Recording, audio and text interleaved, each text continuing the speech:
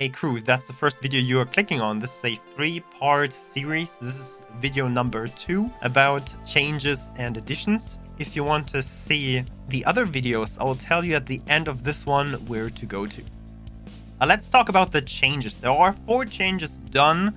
I want to talk about all of them. The first one is we got the changed name of distributed wares to fill shortages. You will now see a new option, and it's changed. You have fill shortages. This was distributed wares before. It kind of reflects more of what this behavior does. Next thing, we got changed color for illegal wares in menus. So if you have some stuff in your inventory, it's not red anymore, it's orange. That's the change.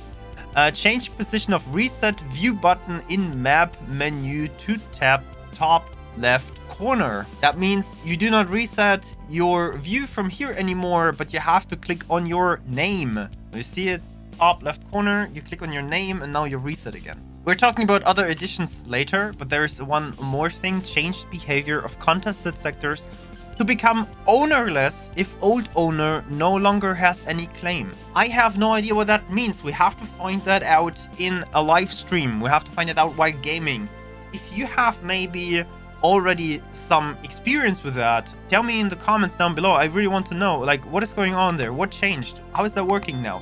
Let's go through the additions from the changelog. There are some which are not written in the changelog, which some people pointed out in the Discord server. By the way, Discord server also linked down below in the description. Everything is in the description down below. Let's go through the stuff that I only want to mention. Added options to control whenever player ships wait for player under certain circumstances. Added new voices for Dukes, Buccaneers, and Realm of the Trinity faction representatives. Added retrieve from internal storage option for stored ships. Added mouse steering HUD indicator.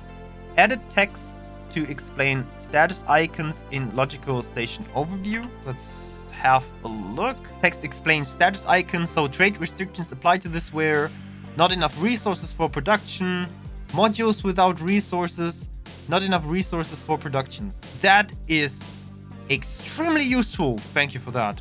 That's really good, so that you can see what's going on immediately and you do not have to guess what's going on. Added hull integrity efficiency display to logical station overview. That's also a new thing. So whenever your module is destroyed, your efficiency will go down with the hull integrity going down. Added info about saves being modified to load game menu. So if you load something and it would modify your game by loading something, you will get a notice. And that is especially important with the upcoming multiplayer feature. I just got confused by that person running around like crazy. The new multiplayer option that will come in the future, hopefully with 5.0, who knows? You need to have an unmodified game for that. So now we have some messages that will tell us if our game gets modified. Like, for example, added warning when client becomes modified during gameplay. What can happen? I mean, the hotfix removed it, but that's something that can happen, especially if you're playing in a beta branch. That is a possibility, and that's why you always need to back up your saves, so that your saves do not get modified throughout the beta test, and then you are sitting there with a modified game that you cannot use anymore for your multiplayer game. But they did not only change that to prevent you from modding, they also changed something that is very good for modding. Added option for mods to specify maximum supported version of game or other required extension. That means they added an attribute which is basically called max version, and that should prevent mods from loading up in a game where they should not be put into. We got added trade offer icons to map legend. Trade offers, there you go. Illegal trades, station construction trades, supply trades, and trade volume. Added buttons for quick access to map filters. These 3 here.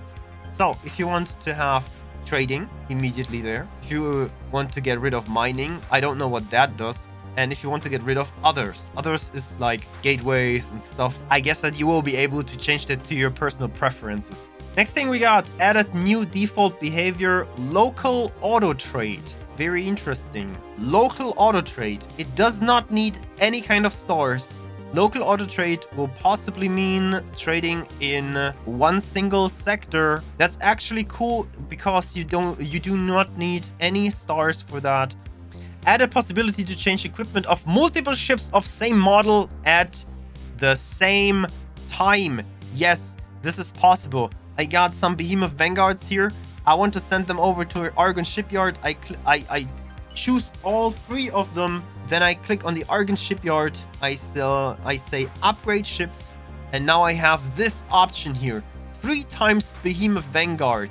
Change all of them and give all of them, let's say, I want to change their M-class turrets all to flag turrets, right? Or let's say I want to change them to pulse turrets because that's actually a change. Now I add that to the shopping list and you see 3 times Behemoth Vanguard, total price, how long it takes, whatever it will take, confirm the order, and you have 3 Behemoth Vanguards flying there, all with the same order to change into the same loadout. Isn't that great? That's so good. That's such a wonderful change, especially if you have something like that. Take all these Eclipse Vanguards and just, I don't know, fly in here. I want to upgrade all of them at once 14 times. Give them a new engine, add that to the shopping list. You have 14 times the change, and it just costs you 11 million.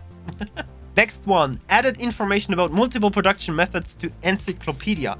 Especially the Encyclopedia got a lot better than before. They also should have now a lot more information on the weapons. We have, look at that. Like, there is so much information now. The Encyclopedia gets some love. That's good. Give the Encyclopedia some love. It would be also really nice to have something like a, I don't know, text-to-speech or so. Just throw in a text-to-speech voice in there so that we have the possibility to just maybe click a button, the text-to-speech voice will just simply read out loud whatever is written there. Very cool.